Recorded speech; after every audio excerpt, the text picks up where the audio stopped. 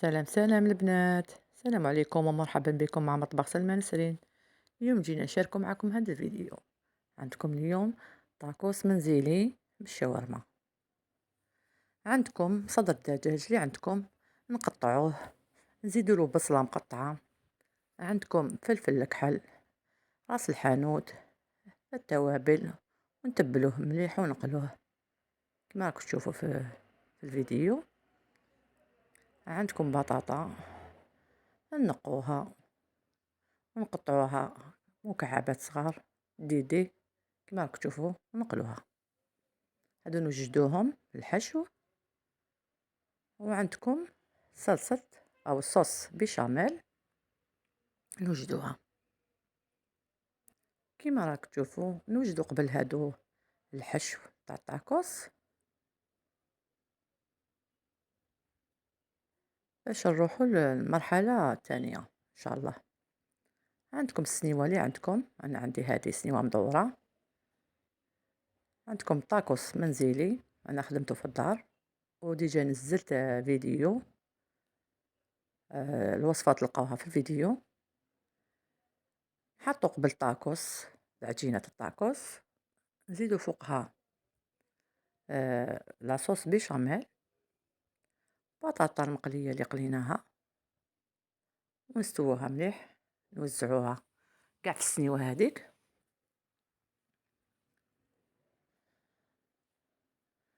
ونزيدوا فوقها الشاورما اللي وجدناها وقليناها كما راكم تشوفوا.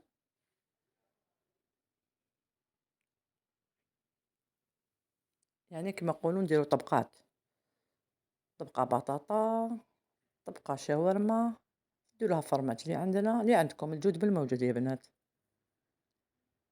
اللي عندكم حطوه. نزيدو طبقة تاع صوص بيشاميل ونوزعوها كاع في السنيوة فوق الحشو.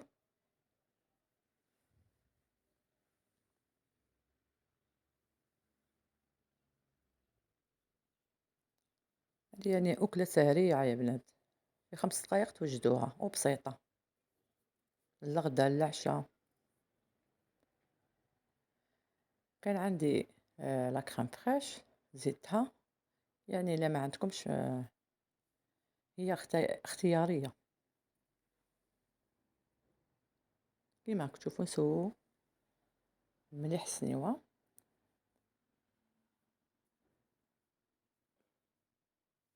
نغطوه بعجينة الطاكوس اللي كنا وجدناها وطيبناها كيما راكم تشوفوا. نزيدو فوقها صوص بيشاميل هكذا باش تشمخ مليح، ما تجيكمش يابسة الطاكوس، ما يجيش يابس.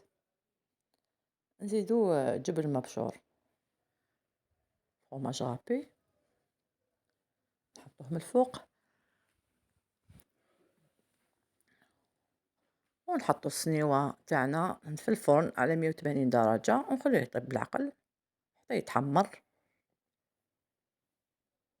ويطيبوا كاع المكونات للداخل كما راك تشوفوا.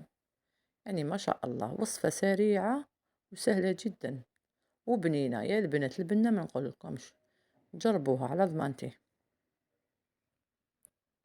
وسهلة يعني في دقائق معدودة تكونوا وجدتوها. نقول لكم شهية طيبة، فرجة ممتعة. ما تنسونيش في لي كومونتير لي جام يا بنات. نتلاقاو في فيديو آخر إن شاء الله. سلام سلام البنات.